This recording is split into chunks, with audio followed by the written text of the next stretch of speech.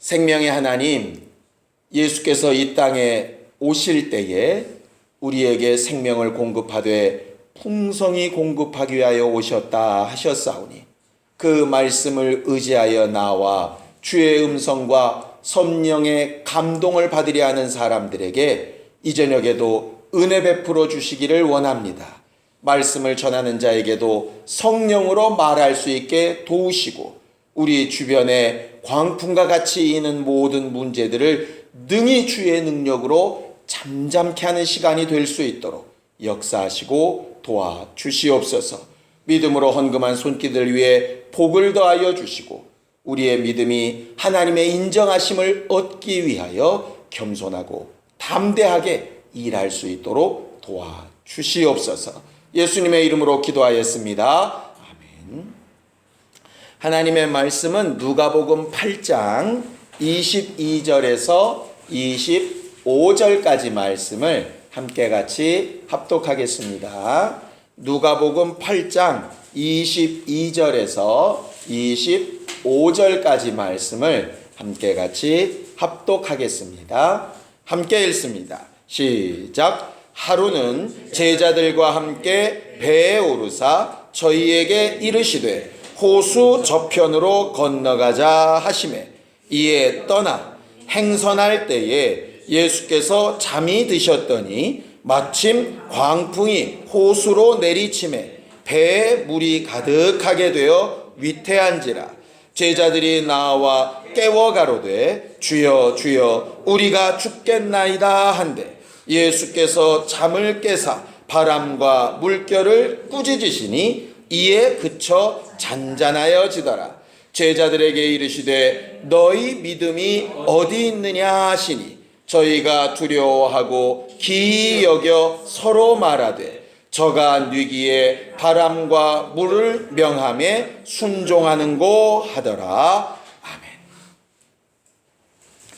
우리 하나님은 모든 만물을 만드신 창조주가 되시는 하나님이십니다.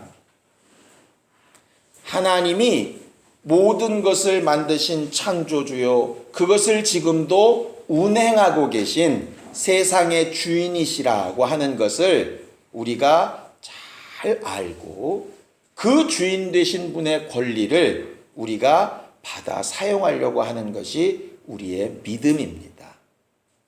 성경은 청직이라는 이야기가 많이 나오는데요. 우리가 주인은 아니지만 주인의 권리를 가져다가 그 권리대로 잘 사용하는 사람을 청지기라고 부릅니다. 그리고 그 청지기가 가진 주인된 권리, 그것을 가르쳐서 다른 말로 복이라고도 부릅니다. 하나님 앞에 우리가 복을 달라 할 때에는 그 복은 주인이 가지고 계신 권리를 내가 종으로서 부여받아 사용하는 것을 말하는 것이에요. 내 능력은 부족하고 내 것에는 한계가 있지만 내 주인 되시고 아버지 되신 그분께 있는 것으로 내가 사용하고 일하는 것이 바로 우리가 구하고 사모하는 복입니다. 그래서 주인의 것, 내 아버지의 것을 잘 사용하기 위해서 꼭 필요한 것이 뭐냐면 내 주인 되신 하나님이, 내 아버지 되신 하나님이 정말 어떤 분인가, 그분의 능력이 어디까지인가, 그분이 가지고 계신 것이 얼만큼인가, 이것을 아는 것은 참 중요한 문제입니다. 요즘은 이제 텔레비전을 틀면 제일 많이 나오는 게 음식 먹는 프로그램인 것 같아요. 여길 돌려도 먹는 거, 저길 돌려도 먹는 거, 아주 그냥 먹는 거 기가 막히게 많이 나옵니다. 저도 참 좋아해요. 그러니까 먹는 거 보면 직접 먹지는 않아도 대리만족 같이 막 그런 것도 있고, 그런데 그 나온 사람들이 많이 쓰는 말 중에 하나가 이런 말이더라고요. 아는 만큼 맛있대요. 그냥 막 먹는 것보다는 이게 어떻게 됐고 뭘 어떻게 함께 먹으면 더 맛있고 뭐 이런 것들을 아는 만큼 더 맛있다라고 이야기하더라고요. 또 제가 이제 오세영 집사님한테 배운 건데요. 아는 만큼 돈 된다. 그냥 지나다니면 다 쓰레기인데 그 쓰레기를 어떻게 모아서 어떻게 팔면 어떻게 돈이 된가를 알면 이제 돈이 되는 거지요. 세상 사람들은 그래서 많이 알려 그럽니다. 왜? 아는 만큼 돈이 되니까. 또 아는 만큼 자기 몸에 유익이 있으니까. 아는 만큼. 그것과 똑같이요. 영혼도 마찬가지입니다. 아는 만큼, 하나님에 대하여 아는 만큼 영생이 훨씬 더 풍성해집니다.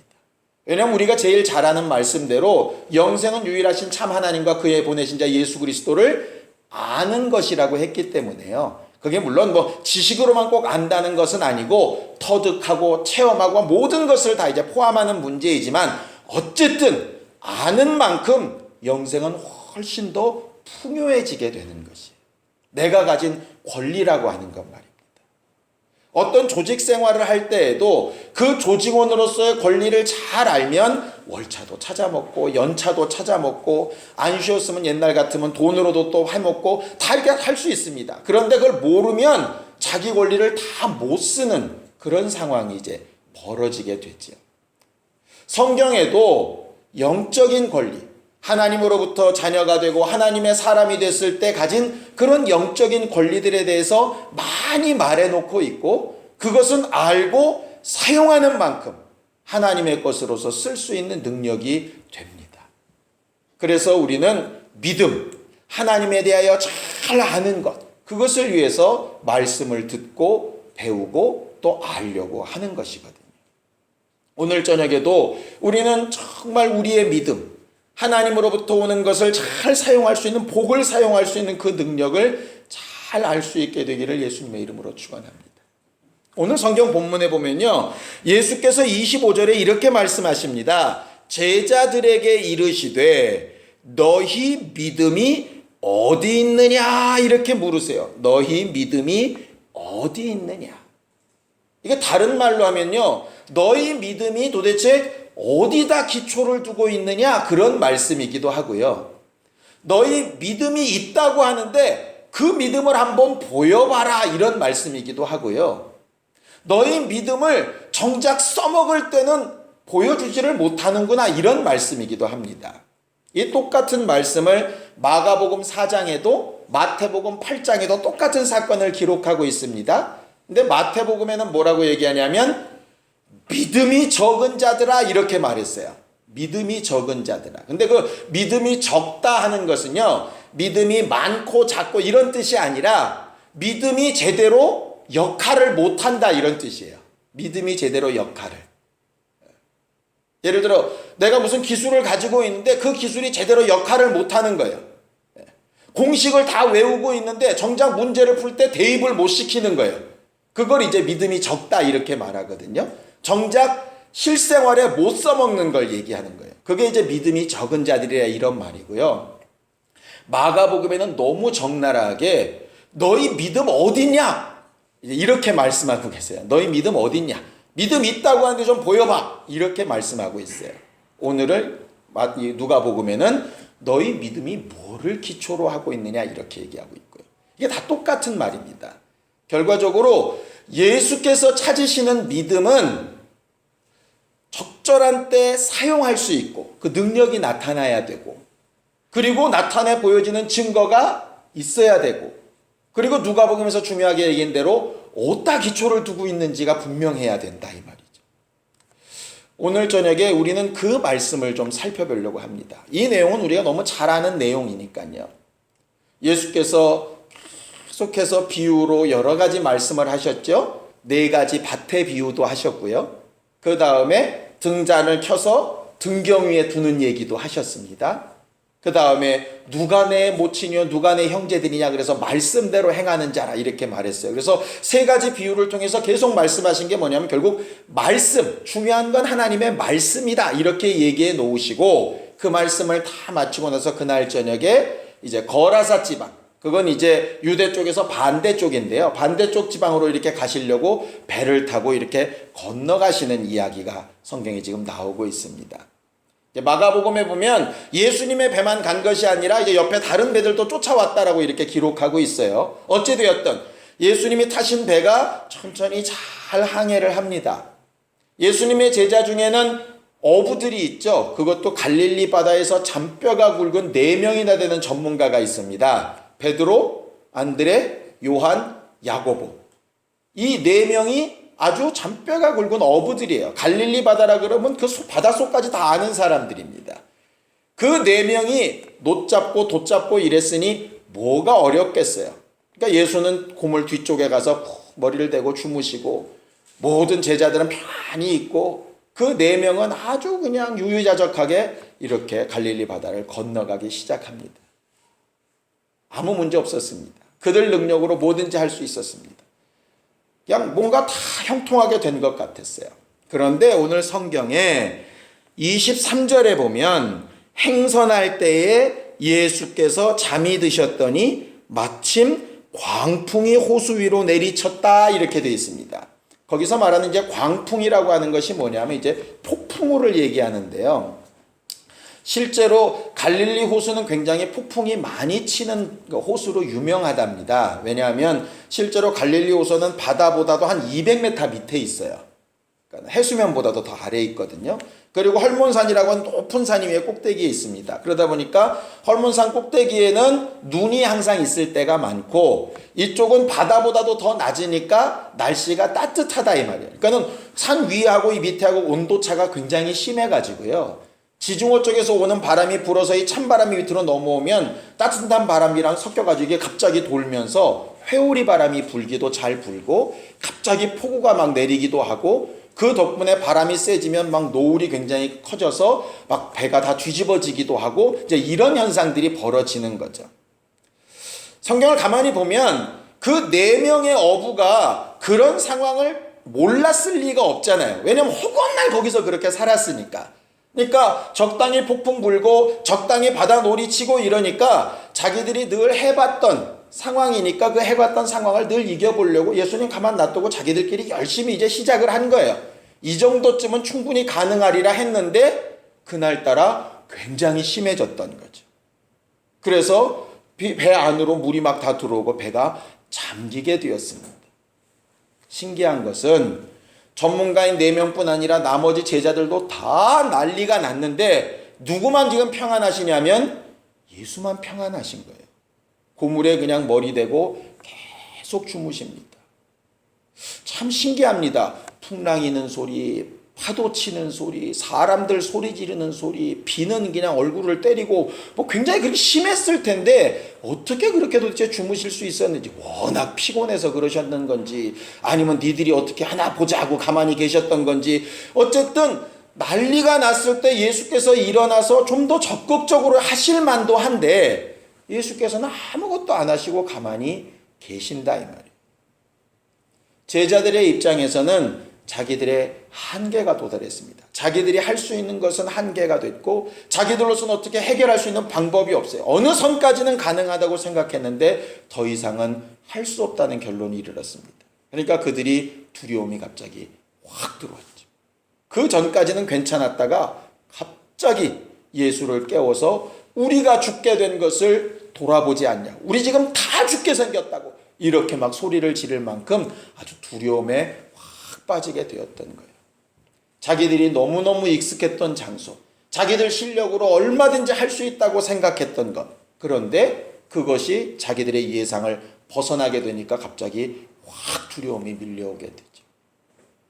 여러분들은 지금 뭐가 제일 두려우세요? 이 광풍처럼 갑자기 확 밀려오는 두려움 같은 거 혹시 있으십니까? 뭐가 제일 두려우신가요? 사업이 확 망할까봐? 아니면 대학을 졸업하고 나서 직장을 못 구할까봐? 아니면 새로 학점을 잘 못 딸까봐? 아니면 어떤 큰 일을 이렇게 앞두고 있는데 거기에 물질이 좀 모자라나요? 아니면 내 나름대로 계획을 세우고 막 이렇게 했는데 이 계획대로 안 되면 어떡하지 하는 그런 두려움이 혹시 있나요? 제가 설교 준비하면서요, 나는 뭐가 제일 두려울까 그 생각을 좀 이렇게 해봤어요. 뭐가 제일 두려울까? 제가 뭐가 제일 두려울 것 같으세요? 네가 알겠지. 곰곰이 생각해 볼 때요, 그러니까 제일 두려운 건 내 앞에 와 있는 분들을 잘못 인도할까봐 제일 두려워요. 그게 제일 두려워요.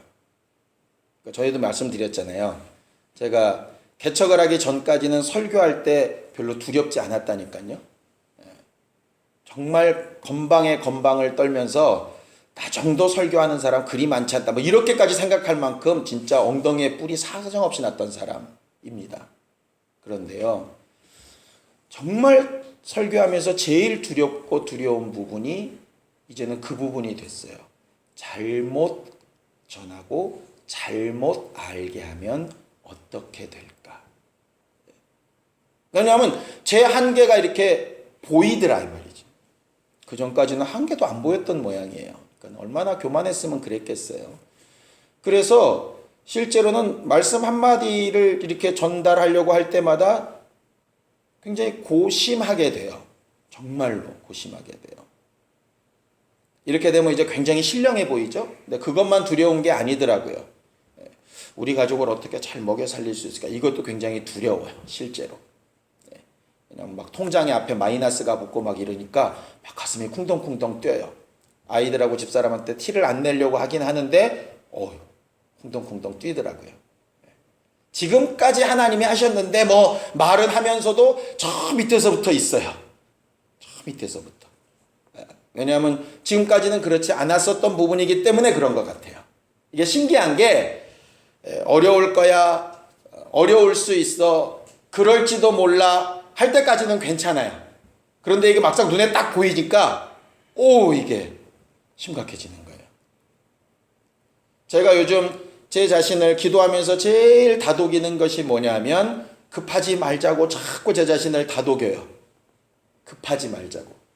왜냐하면 1년이 점점 다가오면서 자꾸 급해지려고 하는 게 나타나요. 물론 저 자신도 제가 늘 그러리라고 예상을 했기 때문에 조심해야지 하는데도 이게 잘 안 돼요. 시간이 계속 가니까. 근데 분명히 알거든요. 이렇게 조급함 때문에 뭐를 시작하면 또 반드시 뭔가 부작용이 있다는 걸 뻔히 아는데도 자꾸 마음이 그래져요. 이걸 내가 어떻게 해야 되지? 이런 고민이 실제로 존재한다 이 말이죠. 뭐 영적인 거든 육체적인 거든 뭐든 다 마찬가지입니다. 한 번은 저희 집사람이 이제 건강진단 받고 이제 가슴에 뭐가 좀 생긴 것 같다고 그렇게 했을 때요. 지금 생각하면 제가 굉장히 두렵고 떨렸던 것 같아요. 그러니까 그 당시에 이제 집사람한테는 아주 호기롭게 기도하면 돼 이렇게 얘기는 했는데 막상 제 마음은 안 그랬던 것 같아요. 별 생각이 다 드는 거죠.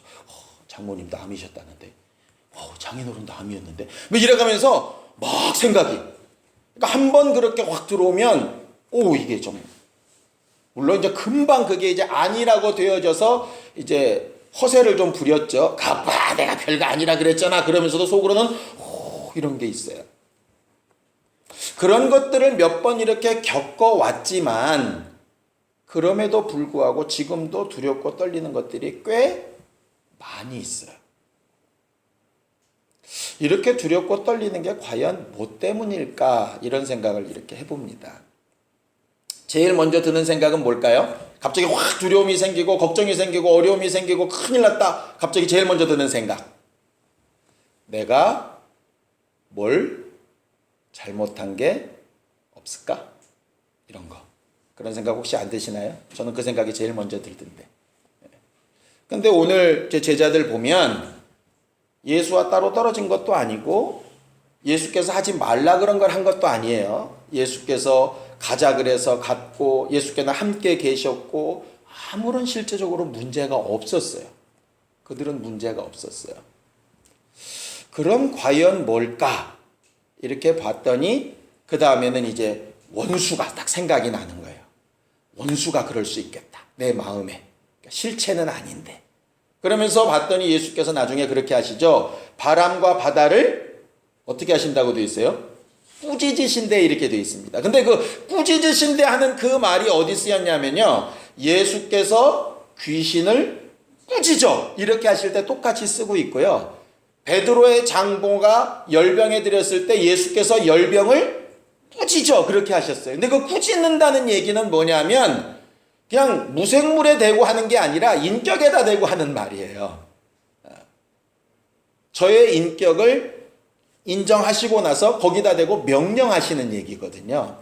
결과적으로 예수는 지금 바람과 풍랑 이것을 가지고서 야, 폭풍 친다, 파도 친다, 바람 친다 이렇게 지금 보는 게 아니라 그 뒤에 분명히 인격적인 존재가 있다고 보시는 거예요. 그래서 잠잠하라고 이렇게 명령을 이렇게 하시는 거죠. 그리고 나서 실제로 잠잠한 걸 보니까 이는 형상은 바람이고 파도인데 실제는 누구냐면 그 뒤에 있는 영적 존재가 분명히 있다는 거죠. 성경은 그것을 원수라고도 이야기하고 사단이라고도 이야기하고 귀신이라고도 얘기하고 악한 영이라고도 얘기합니다. 어쨌든 영적인 존재들이 분명히 있어서 두려움을 가져다 주는 것들이 있다 하는 거예요. 결과적으로 하나님 말씀대로 잘 가고 있는 상태 내에서 뭔가 원치 아니하고 예상됐지만 아니었으면 좋겠던 일들이 벌어졌다면 분명히 원수에 관련된 부분들이 있다 하는 거죠. 그런데 적어도 거기까지만 됐다면 예수께서 맞아, 너희들 이렇게 어렵고 힘들 때 너희 힘으로 안 되면 나 깨워야 되는 거야. 니들끼리 해서 안 돼. 저 원수는 내 힘으로 해야 되는 거니까 나 이렇게 깨운 거 정말 잘한 거야. 그렇게 앞으로도 해. 이렇게 하실 만한데 아까도 우리가 처음에 봤던 것처럼 예수는 그렇게 깨우고 예수로 일하시게 했던 제자들에게 뭐라고 얘기하시냐면 너희 믿음의 근거가 어딨냐 이렇게 말씀하신다 이 말이죠. 그러니까 뭔가 잘못됐다는 거예요. 지금 뭐가 잘못됐을까? 그 뒤에 나오는 제자들의 말이 정답입니다. 제자들이 뭐라고 얘기하죠? 저가 위기에 바람과 바다도 순종하는 것. 제자들은 지금 예수를 잘 알고 있다고 생각하고 있습니까? 모른다고 생각합니까? 잘 안다고 생각하고 있어요. 그래서 아마 적혀있지는 않지만 그랬을 것 같아요. 비유에 대해서 설명해도 잘 모르고 예수가 누구신지도 잘 모르는 바리새인이나 서기관들 보고 제자들은 어떤 마음이 들었을까? 저 예수도 잘 모르는 것들, 저 말씀도 제대로 못 깨닫는 것들, 저것들이랑 우리는 수준이 달라. 우린 적어도 제자들이라 예수에 대해서 잘 알아. 분명히 그런 것들이 있었지 않겠습니까? 그런데 예수는 지금 뭐라 그러느냐 하면 너희는 지금 나를 다 모른다는 거예요. 모른다는 거예요. 예수께서 이 말씀을 안 하셨으면 제자들은 나름대로 와, 예수를 깨웠더니 평안해졌구나 이렇게만 이제 생각을 했을 거예요. 예수를 깨웠더니 평안해졌구나. 근데 예수께서 정말 원하셨던 건 뭐냐면요, 풍랑이 없을 때에도, 풍랑이 있을 때에도, 풍랑이 잠잠했을 때에도 그들과 함께하고 있는 예수, 내가 누군지를 분명히 알면 그 상황과 상관없이 안 두려워할 수 있다고 지금 말씀하시는 거예요. 제가 설교를 할 때마다 두려운 이유를 찾아봤더니 결국은 그거였어요. 내가 설교를 잘못하면 어떻게 될까? 근데 우습게도 제가 설교 녹화된 걸 보면요, 설교하기 맨 전에 뭐라고 기도하는지 혹시 기억나십니까? 말씀을 전하는 저도 성령으로 하게 해주세요 이렇게 얘기하거든요. 그런데 걱정은 뭘 걱정하는 거예요 지금? 내가 설교에서 잘못하면 어떻게 될까? 기도는 성령이 해주세요 그래 놓고 나는 지금 뭐 때문에 고민하냐면 내가 잘못하면 어떻게 될까 고민하는 거예요. 그러니까 기도는 믿음 있게 해놓고 실제로는 그 믿음이 지금 내게 아니라는 거예요. 거기 딱 미쳤어요. 거기. 성도들이 헌금했을 때 축복합니다. 하나님 물질로 살지 아니하고 정말 하나님이 저들의 편인 것을 정말 신뢰하며 그렇게 평안할 수 있도록 기도하는데 정작 이게 내 문제가 딱 되니까 이게 갑자기 그 믿음이 내게 잘 안 되더라 이 말이죠. 우리들이요, 친구들을 언제 알아볼 수 있습니까? 아주 어려워지면 친구들을 알아볼 수 있어요. 전에도 말씀드렸지만 정말 상황이 어려워질 때 똑같이 내게 관심과 사랑을 보여주는 사람이 진짜더라고요. 반대도 있습니다. 상황이 엄청나게 좋아졌는데도 여전히 같은 부류의 사람들과 잘 교제하는 사람들이 좋은 친구예요. 상황이 바뀌어도 그대로 있는 것이 그게 별로 진짜라는 얘기죠. 제자들은요, 처음에 평안했습니다. 왜 평안했냐면 예수께서 그들과 함께 계셔서 평안한 게 아니고요. 풍랑이 없어서 평안했어요. 그런데 풍랑이 없을 때에는 내가 지금 예수 때문에 평안한 건지 아니면 풍랑이 없어서 평안한 건지 실제로 몰라요. 다 믿음이 좋은 것 같아. 근데 풍랑이 딱 있어 보니까 이들은 예수가 필요 없는 거예요. 당장 자기 힘으로 하기 바쁜 거예요. 한계가 도달하니까 두려움이 있는 거예요. 두려움이 있으면서 예수님 하실 수 있습니다. 이 말이 아니에요. 뒤에 나와 있잖아요. 예수가 풍랑과 바다를 잠잠케 하리라고 믿고 깨운 게 아니라니까. 그냥 두려워서 깨운 거예요. 힘들어서 깨운 거예요. 우리가 기도하는데 막 소리질러 외치고 막 앙알앙알 됩니다. 막 대골대골 굴러가면서 막 눈물 콧물 쏟아가면서 기도합니다. 그런데 그렇게 막 기도한다고 그 기도가 진짜 좋은 기도가 아니라 예수께서 이 일을 하실 것이라고 믿는 기도가 진짜거든요. 그러니까 믿고 열정을 다해서 일하고 믿고 열정을 다해서 기도하고 믿고 열심으로 직분 감당하고 그러면 정말 좋은 거예요. 그런데 이 믿음이 없는 상태에서도 평안하면 사람들이 괜찮고요. 자기 힘으로 할 수 있을 것 같으면 괜찮아요. 또 어쨌든 그냥 일만 되어지면 또 괜찮다고 생각하는 경우도 있어요. 근데 하나님의 판단은 이 일이 되고 안 되고 그것보다 더 중요한 게 뭐냐면 네가 날 아냐? 믿음의 근거가 어디냐? 이렇게 물어보십니다. 이 말이에요. 그렇게 따지면 저나 여러분들은 예수를 잘 안다고 하지만 실제로는 그 안다라고 하는 걸 제대로 못 써먹는 부분이 굉장히 많이 있다는 거죠. 그러니 안다고 생각하고 말씀을 건너으면 여전히 안다고 착각하고 넘어갈 수 있고요. 상황이 좋으니까 그런 것이지 진짜 내 믿음이 아닌데도 그게 내 믿음이라고 착각할 수 있다. 예수께서 정말 우리에게 바라시고 원하시는 건 뭐냐면 요한복음 14장에 보면 이렇게 말씀하십니다. 평안을 너희에게 끼치는데 내가 주는 평안은 세상이 주는 것과 같지 않다. 이렇게 얘기하셨어요. 무슨 얘기냐면 세상이 주는 평안은요. 환경이 바뀌어야 평안해요.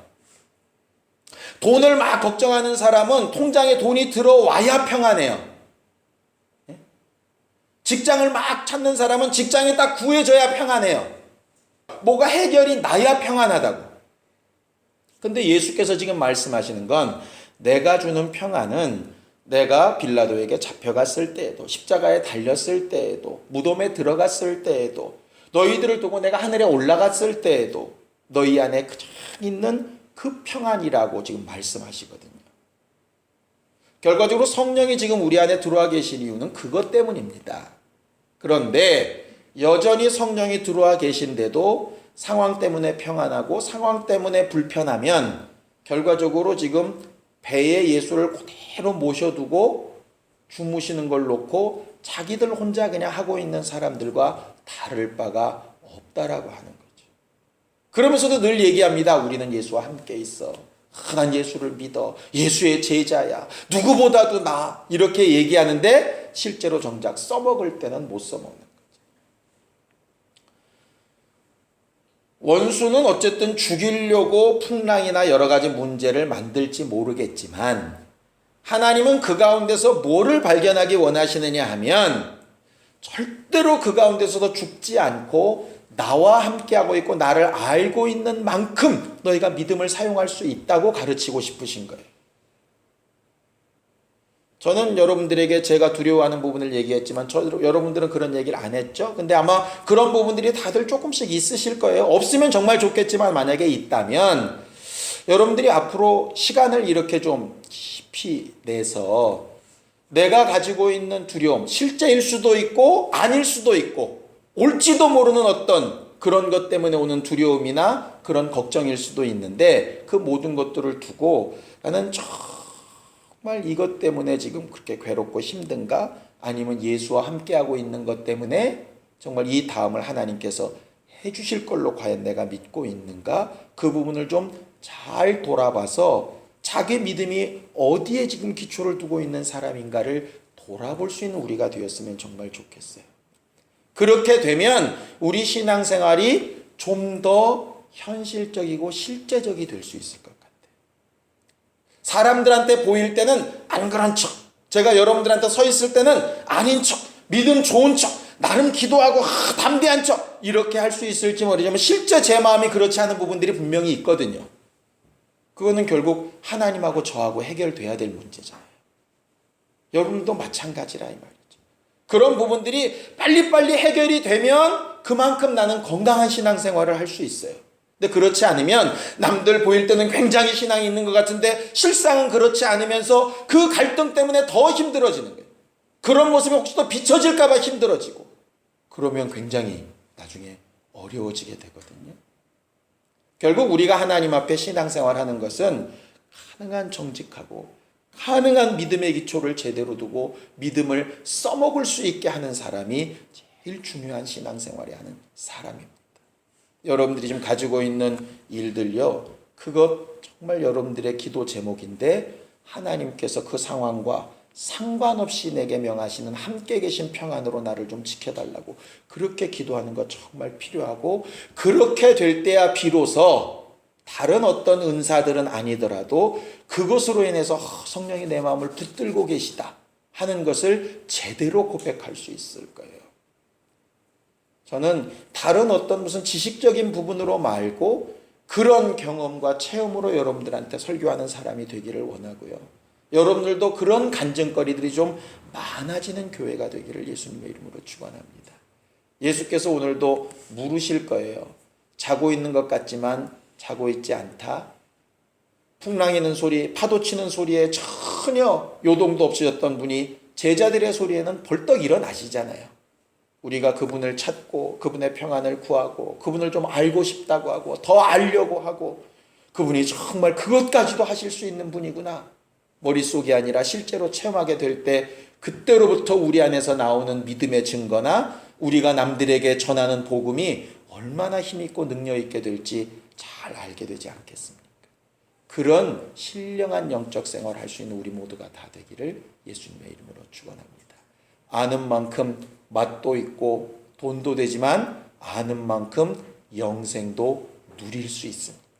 예수에 대해서 더 잘 알고 더 잘 체험하는 우리가 될 수 있도록 예수에 한번 부르고 간절히 같이 기도하겠습니다. 하나님, 우리는 하나님이 우리에게 주고자 하시는 주의 평안과 위로와 또 예수를 잘 알아 예수께서 우리에게 부여하신 그 능력과 믿음의 증거들로 능히 이기고 승리하며 살게 되어지기를 원합니다.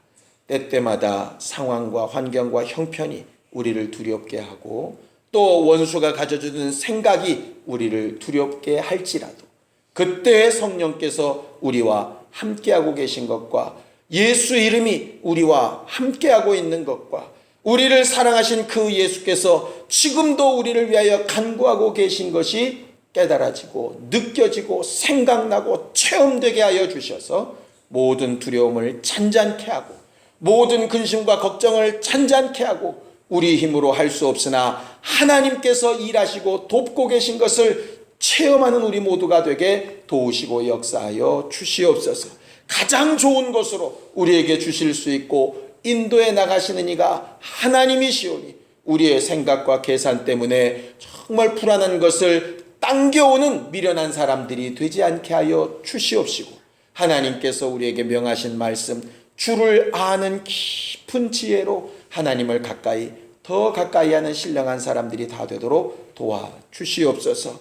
각자가 무엇 때문에 정말 풍랑이는 바다처럼 그렇게 위협을 느끼고 있는지 우리는 모르지만 하나님은 아시오니 저들에게 가르치시고 생각나게 하시고 깨닫게 하셔서 우리의 믿음이 어디에 있는지를 분명히 나타내 보일 수 있는 사람들이 되게 도와주시옵시고 그 믿음의 능력을 사용하고 그것을 담대하게 증거할 수 있는 우리 모두가 되게 도와주시옵소서. 우리보다 우리를 더 잘 아시는 주여, 우리를 사랑하시는 것을 아오니 하나님께서 위로와 평강과 잔잔케 하시는 주의 명령으로 우리와 함께하여 주시옵소서. 이제는 우리 주 예수 그리스도의 은혜와 하나님 아버지의 극진하신 사랑과 성령님의 감동하시고 역사하시는 분명한 증거가 주를 알되 더 잘 알고 깊이 아는 사람들이 되길 원하는 모든 심령들 위해 이제부터 영원까지 함께 있을지어다. 아멘.